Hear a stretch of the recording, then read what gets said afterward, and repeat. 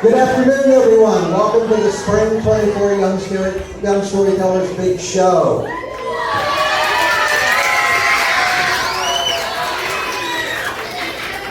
Thank you very much for attending. We appreciate it. We will start with some quick gratitude thanks. First of all, we'll start in the office with Leslie Gardner and Veronica Campos. Your fabulous teachers, Greg Coleman, Stephanie Kirchhoff, and Dominique Fornara.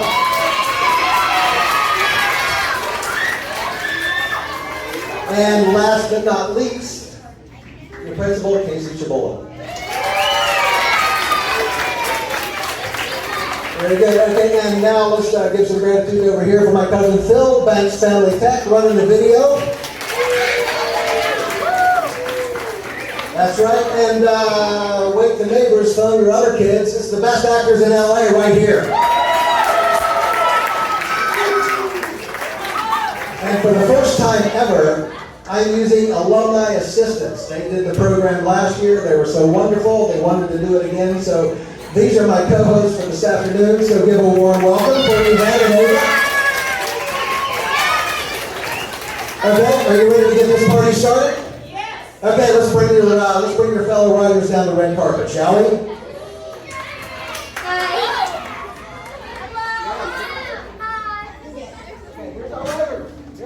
Our first writer is Alice.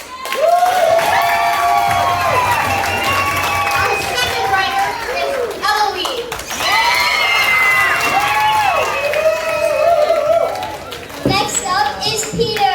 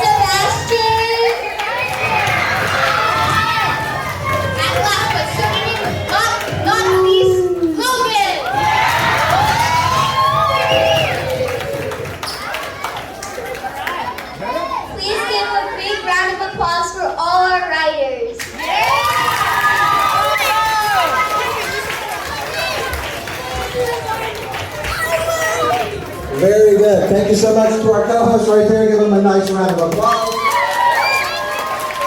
All right, first story up is For the Love of Johnny. So can I have that mentor team and writing team up here right now?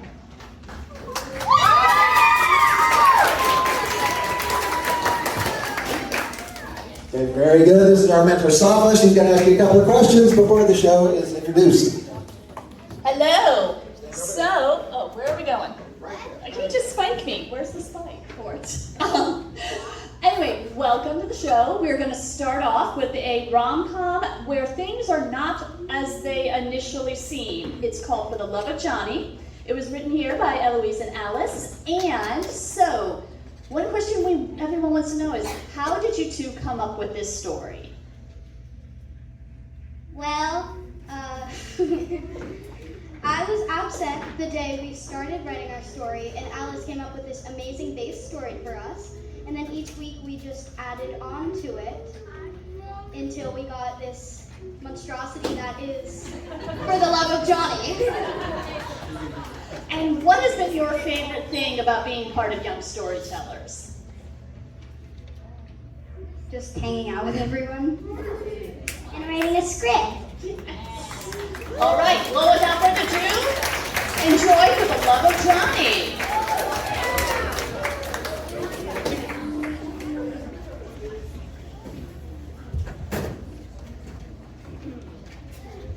All right. I think there's a nice room. Oh, you know it. Oh, sorry. Thank you.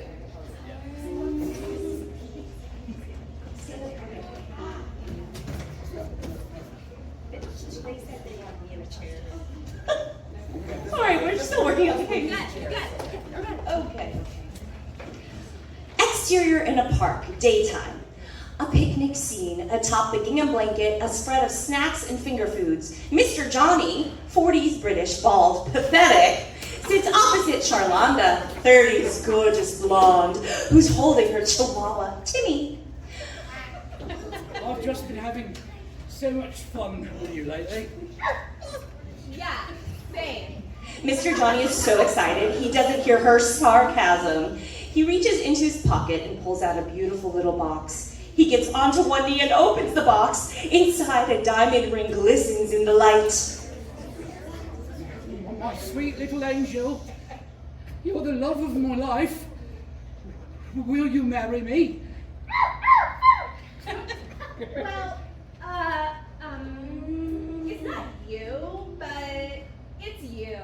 You're pathetic, and you're really not my type. Mr. Johnny shuts the ring box and lowers his gaze. Well, I'm very sorry to have bothered you. I shall try to act more respectable. Ta-ta! Mr. Johnny runs away with his arms behind his back. Interior mall, day. Mr. Johnny is guarding the mall fountain. To distract himself, Mr. Johnny got a job as a mall cop, and he's very happy. I just got a job as a mall cop, and I am very happy. Charlanda enters with a new boyfriend, Chad. She's carrying a puppy purse with Timmy inside. Mr. Johnny sees the two kiss and breaks out into tears. No one notices Timmy hop out of the purse and run towards the fountain. Oh, Charlanda. Poor Charlanda. He's trying so hard his vision is blurred. When he sees Timmy run towards the fountain, he thinks it's Charlanda and runs after the dog. Oh no, Charlanda, I'll save you. Mr. Johnny dives into the pool and grabs Timmy.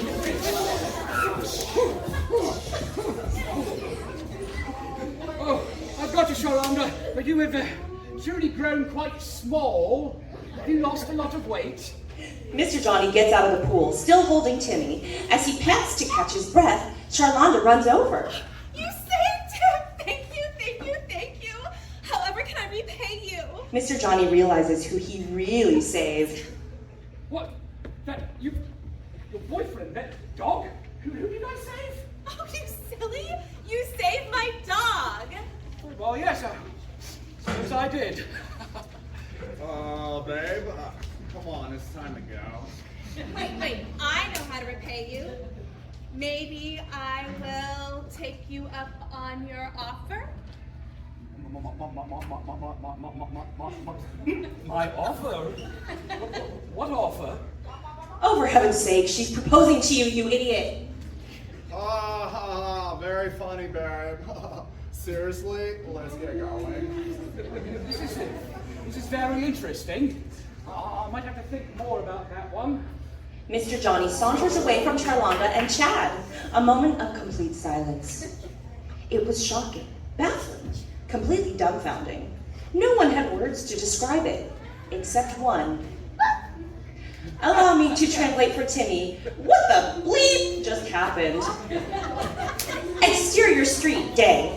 Mr. Johnny walks down the street, humming as he goes along. Timmy follows slowly behind. He barks, and Mr. Johnny whirls around. Now, Timmy, we agreed not to talk anymore. It'll break Charlanda's heart. I shall translate again. Timmy is in love with Mr. Johnny. And Johnny is in love with Timmy. Confused? Let's rewind this a bit. Rewind to the initial picnic scene. Exterior park. Day. And watch carefully. Mr. Johnny sits on the ground with Charlanda, who's holding Timmy. Everything they do is in slow-mo. I've been having so much fun with you lately. Yeah, same. Johnny reaches into his pocket, gets onto one knee, and opens a small box. Inside, a diamond ring glistens. My sweet little angel, you're the love of my life. Will you marry me? That is dog talk for you're not acting respectable. Well, it's not you, but it's you. You're kind of pathetic, and you're really not my type. Mr. Johnny shuts the box. He lowers his gaze to Timmy. This right here, this is to Timmy. Oh, I'm sorry to have bothered you. I shall try to be more respectful. Ta-ta! Mr. Johnny runs away with his arms behind his back. Now that we're caught up, fast forward to land back on. Exterior street, day. Timmy barks. And Mr. Johnny whirls around. Timmy, we agree not to talk anymore. It'll break Charlonda's heart. Oh, this is all too much. Mr. Johnny runs away with his arms behind him. Exterior street, slightly later. Alone now, Mr. Johnny walks slowly. He pauses and enters a trance, gesticulating with each phrase as if from the school of William Shatner. To love or not to love? Is that the question? Whether it is better to marry one in love with another or to find it in the form of 4 legs and a wagging tail? And by fall, rather, sir, Charlotte, the dog, no more. Is the heart. The 1,000 natural shocks that flesh is there too. Refuse by denying love. From off screen, Timmy appears. This is not a position that should be wished.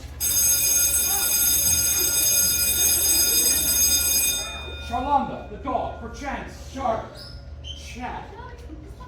There's the rub. From the absurdity of following the heart, the pain may come when we love as we're told, and not as we feel. But oh, the joy, oh, the joy, when we follow.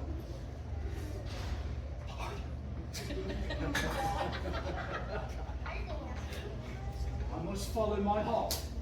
To Timmy. That is all I know. Timmy, wait! Interior mall, day. Johnny is standing guard at his post. Timmy beside him. To say this with love, Timmy got a job as a mall cop dog. Or to stay with his love, Timmy got a job as a mall cop dog. And he's very happy.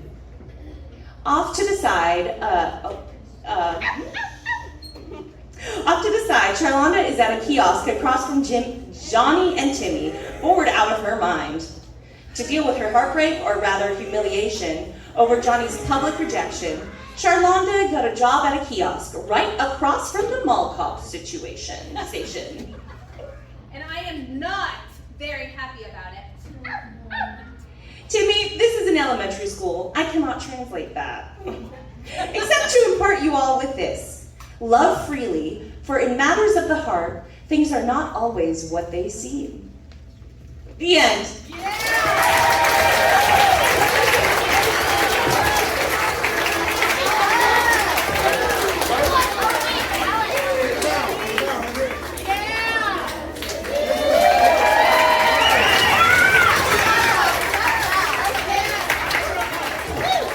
What a great story. Thank you so much.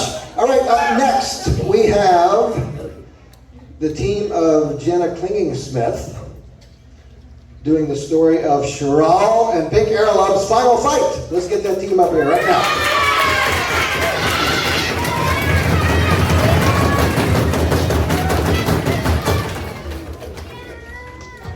Okay. All right. Come on over, gentlemen. This is Peter and Sully, our amazing writers. I will say, these guys have had a few mentors working with them, and they've been amazing every single week, so they did a great job. How did you come up with this story? It took a really long time to think of how we were going to start, but we just thought of something funny after a little while, and then it worked. Well, we just went with the idea. Perfect. What was your favorite part of Young Storytellers?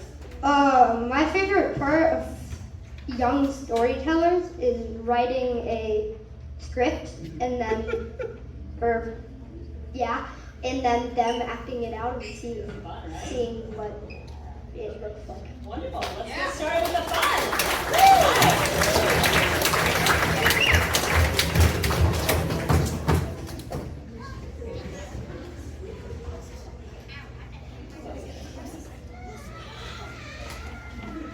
Exterior planet, people Teuton, a house, 4 p.m. at night. Cheryl, the man, an 11-year-old girl with a low voice. Cheryl wakes up in bed and checks her phone and sees a news alert about Fat Daddy 2.0, the king of the planet, putting another person in the dungeon. I need to do something about Fat Daddy 2.0. This is the day I will stop him. Cheryl gets out of bed and goes into her kitchen to get her uncaffeinated coffee to wake her up. While drinking her coffee, she turns on her TV and sees Twinkie Toes talking to the news reporter about the king. She then rushes next door to ask Peppa Cow, a 13-year-old girl cow, if she saw the news alert. I just turned on the TV when you knocked. They then talk about the news for about 5 minutes while they eat their coffee nuggets. Hey, give me your frozen custard ray gun. Why? Why? It's mine. I need to use it for my baking show. I need it to save the world from Fat Daddy 2.0. I need it for my baking show. Cheryl says goodbye and leaves, but the next day she comes back and steals the frozen custard ray gun from Peppa Cow. Then she heads to the news site. Exterior news site, day. Cheryl arrives at the news site and sees Twinkie Toes still talking after 13 hours to the same news reporter. She then tells Twinkie Toes to come with her. Hey, Twinkie Toes, come with me. Exterior alley, day. Hi. I need you to go find your cousin Pink Airlob and tell him to come here right now because I need him to help me defeat Fat Daddy 2.0. Okay, I'll go get him. Be back in a day or two. We don't have that kind of time! Twinkie Toes thanks, then opens a portal to Pink Airlob's house. Cheryl pushes Twinkie Toes in and follows him. Interior, Pink Airlob's house, day. Pink Airlob is sitting on his couch. Cheryl and Twinkie Toes run up to Pink Airlob and inform him that Fat Daddy 2.0 is terrorizing the city. Fat Daddy 2.0 is terrorizing the city! Pink Airlob stands up, ready to fight. Cheryl and Pink Airlob run off to Fat Daddy 2.0's castle. Twinkie Toes, left behind, sits on the couch. Exterior, Fat Daddy 2.0's castle, day. Cheryl runs into the castle and Pink Airlob follows. When they get to the throne room, they go up to Fat Daddy 2.0 and complain. We are here to make a complaint. They are then taken away to the dungeon, where later they think of what to do. We need to double team Fat Daddy 2.0 because he's way too big. Pink Airlob then pulls a spoon from his nose. I have saved this spoon in my nose for 4 years in case of emergency. He starts to dig in his nose, gets confused and looks to the ground and digs there instead. When they finally dig their way out of the dungeon, they run to Cheryl's house and press a button in her shed.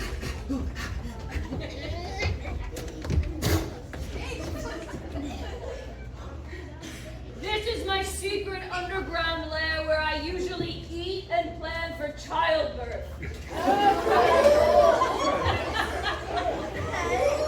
You have a boyfriend? Not yet, but I'm planning. But right now we have to contain Fat Daddy and his evil ways. 2 days later, when they're done planning, they leave the lair to go to Fat Daddy's to defeat him. Exterior, Fat Daddy 2.0's castle, day. We need to go find his secret scrolls. Where do we start? Just then, a guard named Security Chuck wanders by. What's going on here? Y'all planning something? We're here to see Fat Daddy 2.0. It's for authorized people only. and you guys are not authorized. Plus, he's eating his lunch, and he's not to be disturbed. What does he eat for lunch? 17 garlic roasted chickens, gluten-free dinosaur nuggets, and a Diet Coke. Cheryl tries to distract him. What's that bird over there? Where? While he is looking at the sky, Cheryl and Pink Airlove rush into the castle to find Fat Daddy 2.0. Security Chuck notices they're gone and runs into the castle after them. Interior castle, night. Fat Daddy 2.0 is eating. Cheryl and Pink Airlove run into the room and see him. Are you the new recruits? Because you look too short. Pink Airlove doesn't take the insult well. Well, maybe you're just too... Security Chuck runs into the room out of breath. They all look at each other and start fighting. An epic battle begins with their hands as their only weapons. Pink Airlove defeats Security Chuck quickly. Cheryl and Fat Daddy 2.0 are locked in a slap fight, but Cheryl finally wins. They lock Fat Daddy 2.0 up. They lock Fat Daddy 2.0 with Security Chuck in one of his cells. This is what you get for putting people in cells for no reason. You're supposed to treat people the way you want to be treated. So now you can be in a cell to see how it feels. They release all the prisoners out of their cells. One of them is a horse seller who gives them 2 horses for free.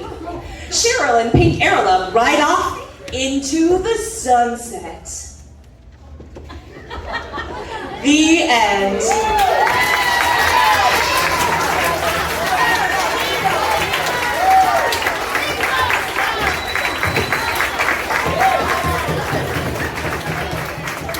Good stuff, good stuff. Give your actors a hand. They're amusingly limber, and it's very fun to watch. All right, story number 3. We have Stuck in a Life in a Costume I Don't Want to Be In. Let's have that team up here, please. Mentored by Savannah Rubin.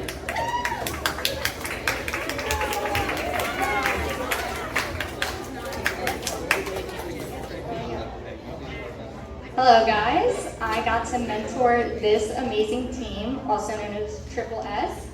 What is your name? Savannah. Sora. And Savannah 2.0, what was your favorite part of working in Young Storytellers? My favorite part was designing the characters. Nice, nice. Honestly, I have to say it has to be like making all the lines and stuff. Just like coming up with funny lines for the characters to say. It's just fun. Awesome. And the title of our script is? Stuck in a life and costume I don't want to be in. And the tagline? What happens when you follow the crumbs? Thank you.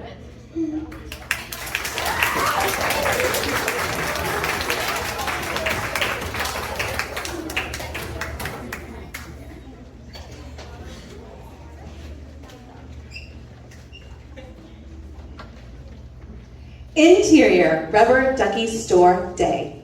Thousands of rubber ducks line the shelves of the rickety vintage store. The sections are divided by types of ducks. Small ducks, big ducks, sentient ducks, electronic ducks, environmentally conscious ducks. Donald, a 24-year-old man who is cautious and bored with his life, enters the store in a rubber duck mascot costume. He takes off the head of the costume and sighs. His brown hair with frosted tips is messy and sweaty. I need a raise. Yes, you do! Becky, his 56-year-old manager with pink hair and an irritated face, enters from the back room. Hi, Becky. You know how I've been, working here since I was like 8? I was wondering... Okay, go get the rubber ducky cannon from the back.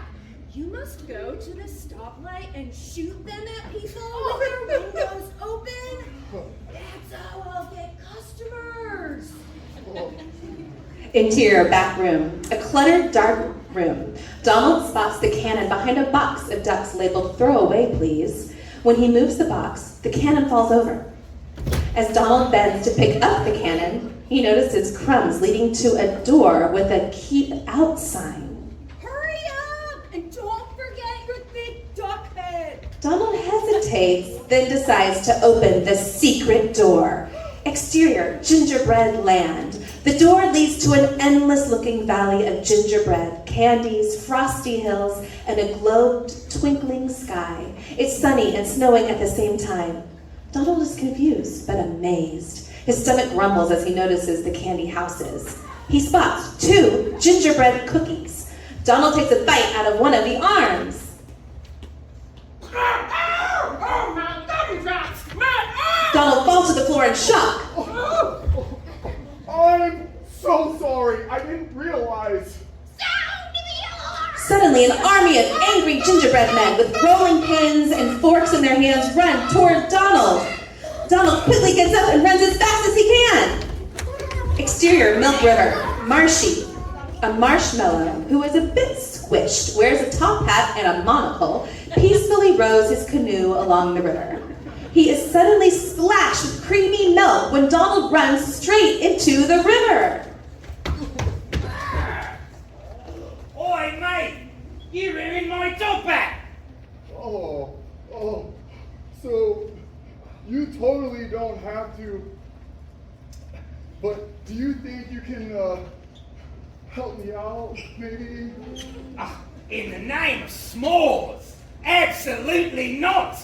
Donald, desperate, latches onto the side of the canoe and accidentally pulls Marshy into the water. He hears the gingerbread mob closing in, and without thinking, uses Marshy as a stepping stone to get into the canoe. The canoe goes with the rapids before he can help Marshy. Can someone please help me? He says, Oh, R.I.P. mate! I'm so sorry. Exterior, banks of the river. Macy, a gingerbread woman with 2 bows, 1 eye, and doughy elastic arms, swings on a lifesaver gummy tire swing. She is sweet and clumsy. She sees Donald coming down the river. Can someone please help me get off this boat? Macy uses her elastic arms to bring Donald's canoe to shore. Thanks. There's this crazy pile of Twinkie Chipmunk flat people. The Gob, aka the Gingers of Badness. They're led by the new boss of this world, Bob. Their goal is to drive us into depression. Okay, that's a lot to process. We've been trying to find my friend Ginger Bear because he's trying to take Bad Boss Bob out. I know about that, boss. Bob, an overbaked gingerbread man with charred gumdrops, a candy cane spear, and a raspy voice slowly approaches. Where are those 2 brats? Do I have to put those side-spinning cannon using arms to good use? Donald jumps out from behind the tree. Wait, don't do it! Donald grabs the spear out of Bob's hand. Bob laughs. You forgot about my gob! The gob starts to come after Donald, but we hear the sound of hooves. Ginger Bear, a cowboy hat and riding a ginger horse, charges at the gob. Don't let me out of this here fight! Ginger Bear uses his slingshot to knock down Gob. Meanwhile, Macy rips off of the lifesaver from the swing and hurls it over the bodyguards, trapping them. It's now down to Bob and Donald. Ginger Bear throws Donald his slingshot and his ammo Jolly Rancher casings filled with pop rocks. Donald knocks Bob down in 1 shot.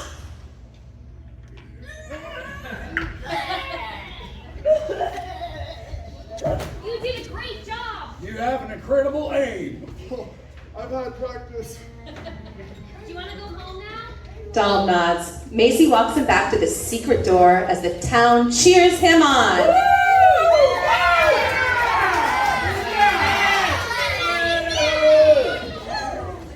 Exterior, back Donald comes through the secret door with confidence. It seems like no time has passed. Where are you? Donald looks through the throwaway box and notices a bunch of rubber ducks with one eye. He smiles to himself. Interior rubber ducky store. Donald storms into the front. He gives Becky a death stare. Give me a raise. Becky stares him down. Or I'll quit. Becky strokes her chin, thinking. Interior Donald's apartment. Donald reads a newspaper, looking at the job section. Well, you tried. You've been through a lot, my friend. Donald puts down his newspaper and looks at the sentient duck, who sits on the floor next to him. At least the gob isn't chasing me. The end.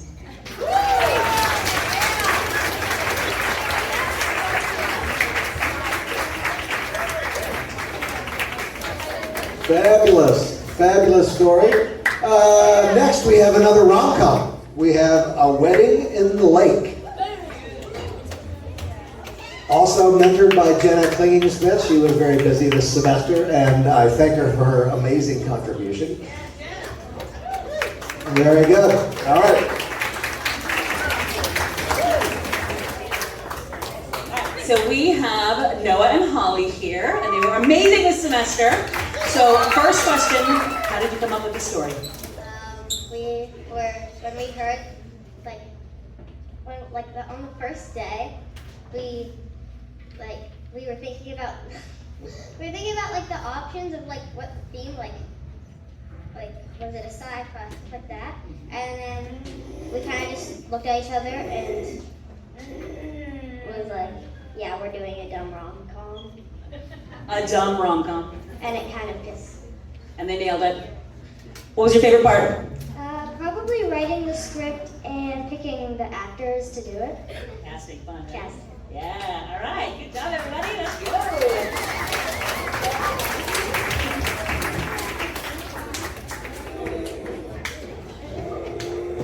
go. A Wedding on the Lake. Split interior. Jessica's house, Becky's house, evening. Jessica, 24, Australian, nice and caring. Becky, 24, Jessica's best friend, toxic, selfish, sassy. Becky? Oh, what to do? Ring. Hello? Becky, guess what? Did you and Bartholomew finally break up? No, silly. He proposed! That's great. But I heard he only proposed because Gleb dared him to. You're so funny. You always make those jokes. I know he's not joking because we planned everything. Becky reacts overdramatically, but silently. It's going to be in the middle of this heart-shaped lake that we found. We're going to be on a paddleboard, and all of the guests are going to be sitting on inner tubes. Okay, for sure. Sounds good. Gotta go. Need to get ready for bed. Okay, bye. Jessica exits. Becky exits, crying. Exterior, tree branch in a park, night.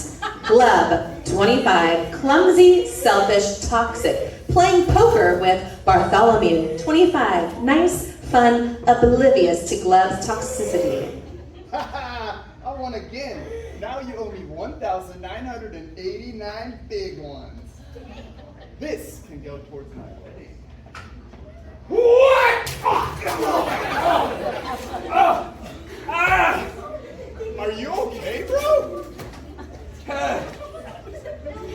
These tree branches are really slippery. What wedding?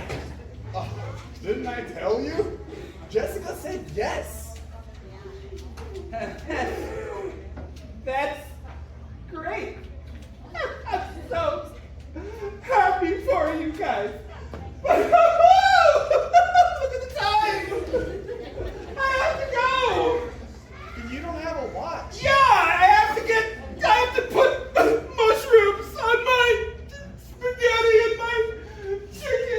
They stare at each other confused, until Glub finally exits in a tantrum. Split interior, Becky's room, Glub's room, night. Jessica enters dramatically, hips swinging side to side. Glub enters sad and wailing. Becky grabs her diary angrily. Glub picks up his diary slowly, sadly. Dear diary, this is the worst day of My life! I found out that Bartholomew Jessica's getting married! to My best friend! Glub starts to get angry like the Hulk.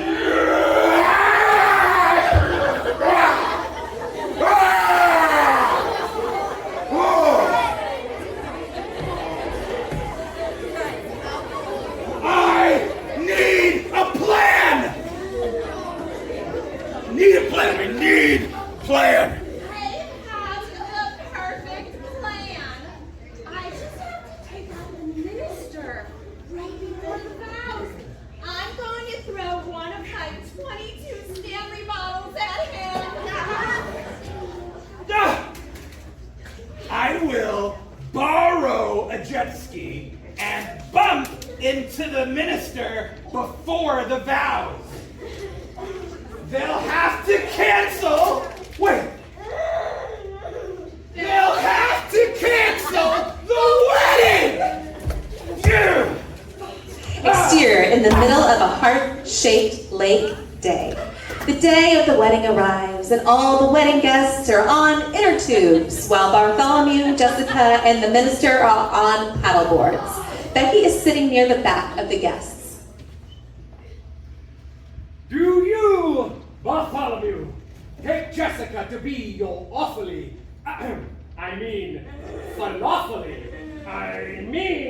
lawfully wedded wife? Becky takes out her Stanley and gets ready to throw it at the minister. I do. And do you, Jessica, take Bartholomew to be your lawfully wedded husband? Becky throws her Stanley with a grunt, making all of the guests turn toward her and watch as the Stanley flies over their heads. I do. The wedding guests all say together, "No!" Meanwhile, Glub rides the jet ski towards the minister, not seeing the Stanley in the air. The Stanley hits Glub in the head, causing him to turn sharply, creating a giant wave. That wave washes over the crowd. The minister falls into the water, but Bartholomew and Jessica surf the wave down the aisle.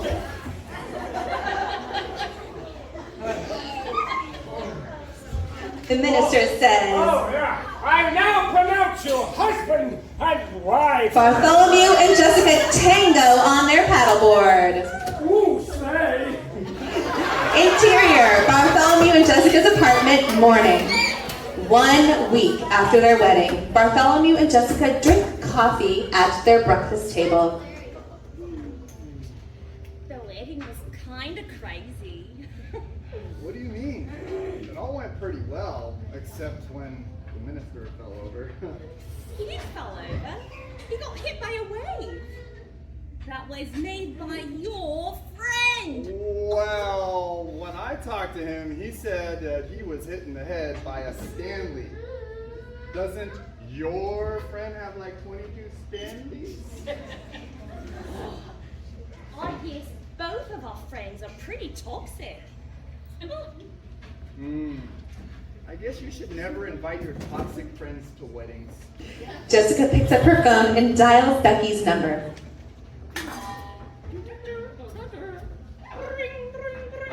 Hey. We're done. Bartholomew and Jessica smile at each other and drink their coffee. The end.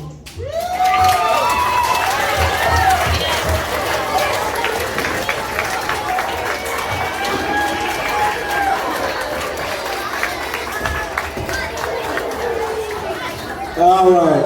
Excellent job. Excellent job. Great story. Last story of the day on the island of Hannibal. Mentored by Ms. Emily Popper. Bring your team up here, please. We have Logan and Sebastian. Give them a warm welcome.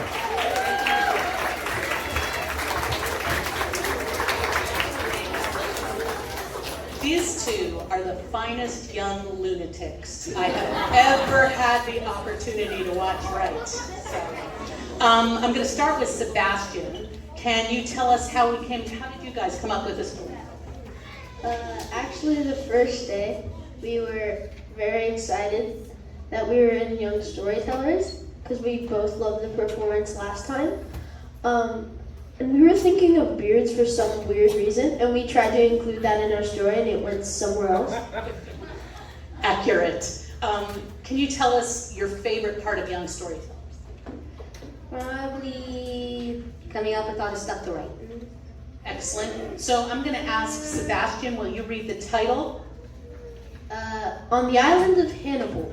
And then Logan, will you read our tagline? Don't listen to popular robots. Excellent. Thanks.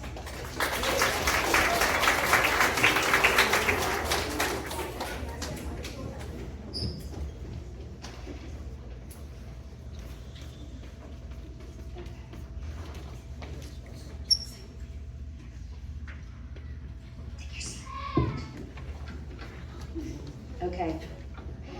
Exterior, the beach on the island of Hannibal, day.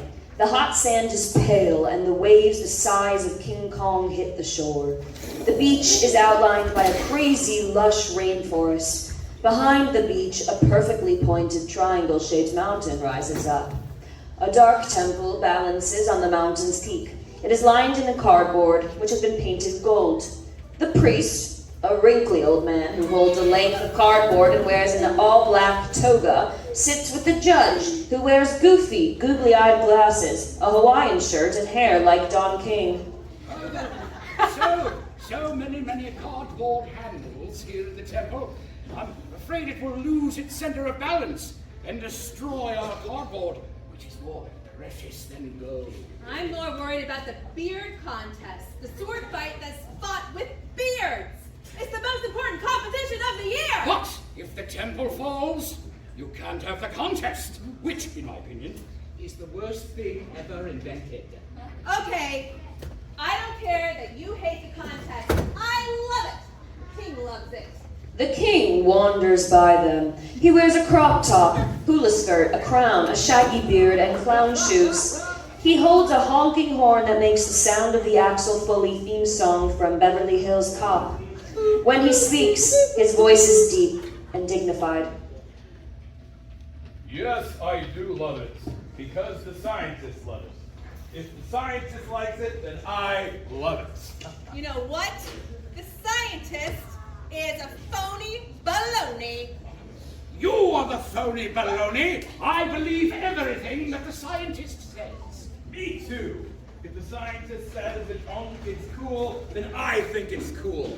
I only wear things that the scientist thinks are cool. That's why I look so good. The scientist enters from the ocean. His voice is like a robot.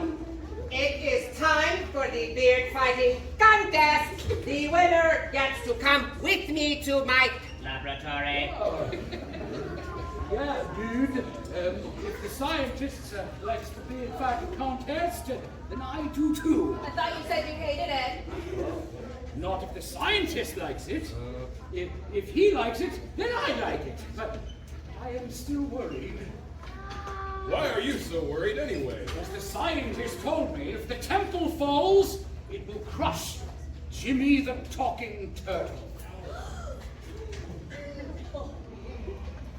We don't have a talking turtle. If the scientist says that we do, then we must. Suddenly, the scientist begins sparking and malfunctioning. He falls on his back and makes hydraulic noises. It's becoming clear that he's really a robot. The judge points at him.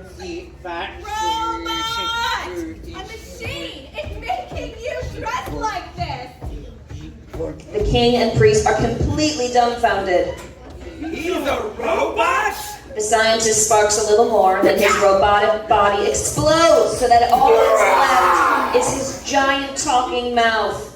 Metal pieces and oil spills are everywhere. Beards! Oh, beards! Hands, 4 feet! water bottles for hand space. What robot domination speaker? Wait, don't tell anyone about robot domination dictatorship thing. What time is the robot domination? Cannot compute and already destroyed. The priest and king faint in disbelief. The judge hovers over them, pointing at both with 2 fingers. I told you to. Don't listen to popular robots. They're not cool. You're cool. The ground starts to rumble. Everything around shakes violently. The entire island explodes. Wow! Wow! The dust clears. The dust clears and everybody's fine. But all their stuff is destroyed. There are piles of cardboard, metal, and beer scattered as far as the eye can see. Only the mountain remains. The judge climbs to the mountain top and shouts, We shall rebuild, but this time with no robots. Suddenly, the judge seems unhappy with this plan. On second thought, I'm too lazy to do it. The judge points at a member of the audience. You do it. A flash of lightning ends the play. The end.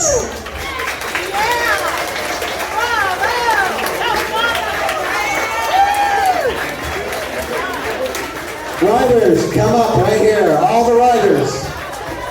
All the riders. Come on. Here, right here. Move over here. Move on down. There we go. Move on down. There we go. Give a nice bow, ladies and gentlemen, the riders. Mentors, come on up. Join your riders. Come on up. You come up here. There we go. Actors, right here. Give them a one round of applause. The best ever right here. Thank you very much. That is our show for this afternoon. We appreciate you coming. Have a wonderful summer. We'll see you next year. Bye-bye.